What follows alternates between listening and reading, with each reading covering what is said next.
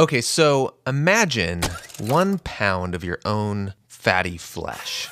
So if you burn that amount of flesh, that sounds kind of, weird. But if you were to convert that into energy, you would get about 3,500 calories, which is quite a lot of energy. That's me talking with Dr. Carson Chow, an MIT-trained physicist and mathematician, and he's explaining to me why we should care how much energy fat has.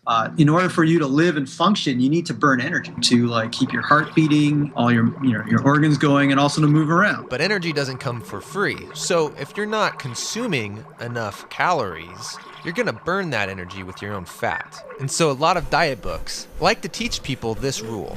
But the problem is, it's wrong.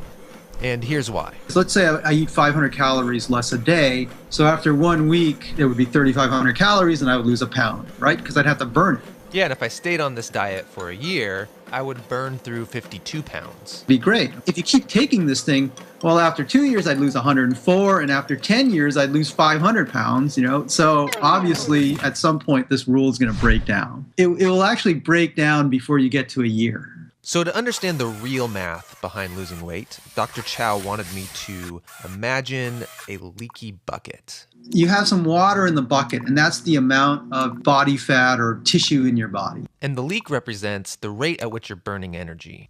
In reality, what you're doing is you're adding water at the top. That's like eating food. And when you're in steady state, the amount of water you add at the top exactly balances the amount of water you lose at the bottom. If you're pouring in more water than it's leaking, then you're going to gain weight. Now, if you think about the physics of a leaky bucket, the more water that you pour into the bucket, the faster it's going to leak. So your leak rate scales with how big you are. And this is a well-known fact that the larger you are, the more energy you burn. You're going to burn more energy because it takes more energy just to move a larger mass. You have more tissue, and just to keep that tissue going, it takes more energy.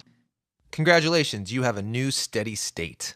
But let's say you don't want to stay this large person that you've become.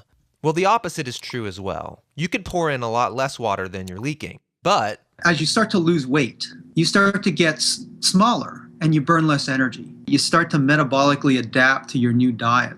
And so you're never going to lose weight at one constant rate. It's always going to curve from one steady state down to another, which means when you go on a diet, the 3,500 calorie rule is the wrong rule. There's a new rule. Wait for it. The new rule is for every 10 calories you eat less, you will lose a pound. But it will take you about 3 years or more to see the full effect of your diet, which is still pretty good. All you have to do is eat 100 calories less, you lose 10 pounds. That's like a can of Coke. So you should expect the diet to be extremely slow. Right, but nobody wants a slow diet. We all want to lose 20 pounds for this summer. What's wrong with just focusing on losing weight rapidly? The problem is, once they're down at that new weight, they have to be vigilant for the rest of their life.